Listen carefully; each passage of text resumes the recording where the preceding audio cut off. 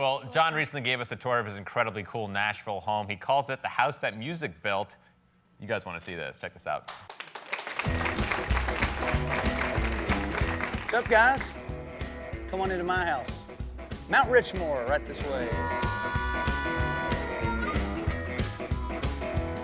Right when you walk in the front door, there's a lot of stuff you'll see that's Johnny Cash memorabilia. You know, some of my awards over the years are sitting down here as well, which I always say this is the house that music built. And then you walk this way onto the elevator and I'll take you upstairs.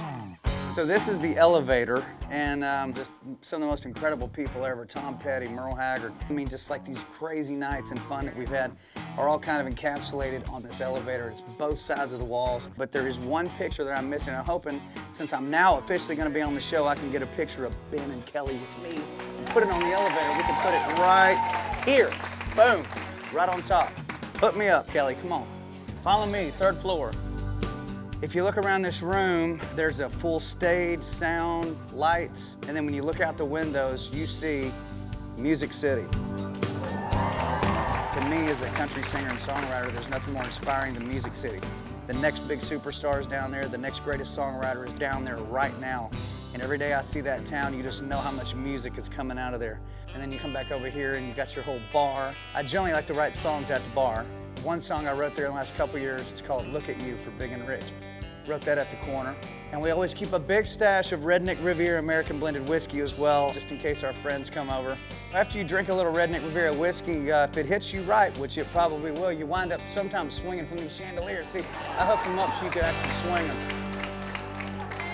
If you look up here, you see what we call the disco saddle, because it ain't a party till you have a disco saddle. So when the party gets really crazy, right, we like to come back here to this room. This room is covered in guitars, basically. This is the Merle Haggard bus guitar.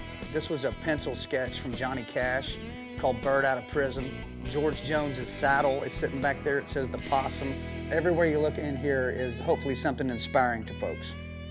So there's all this crazy stuff in this house, but probably the most photographed part. Come here, let me show you what's in here. Welcome to Nashville. Woo, doggy. When people come to the house for an event, no matter what the event is, we always like to roll out the red carpet, you know, and just make it like a CMA style event. And then they'll come up the elevator, and then they look down on this guitar-shaped swimming pool, which was modeled after a J200 Gibson guitar. And the headstock is the hot tub. So feel free to come on over and cannonball anytime you're ready.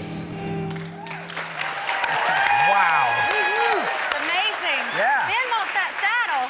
I want to ride that disco saddle. You guys should do this show from my house one time, man. How much fun We would should that be? totally do that. Would you guys come to that if we had this? Yeah.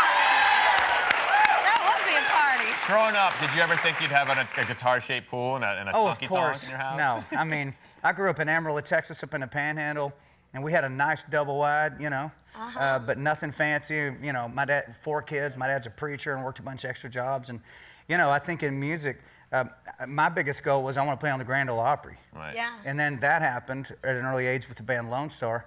And I said, okay, now I want to write a #1 song, and then that happened. And man, like I say, back to the fans and the country music world, the support takes you to places you never thought even possible. Yeah. That's the truth. Sure does. If you ever sell that house, I hope it's to another musician. I don't think I'm ever going to sell that house. I think you should. I don't think I could remake that house. You should make it a museum. We do a lot of good in that house. For 6 years in a row, we've raised over $1 million every year for charity in that room you just saw. Over $1 million a year. You have events and stuff like that. Yeah. Next month. You designed this house. Yeah, I designed it. Yeah, like next month we've got the food bank coming in. We've got St. Jude Children's Hospital coming in. great. So we do a lot of stuff. That's so terrific, wonderful. man. Absolutely. Yeah.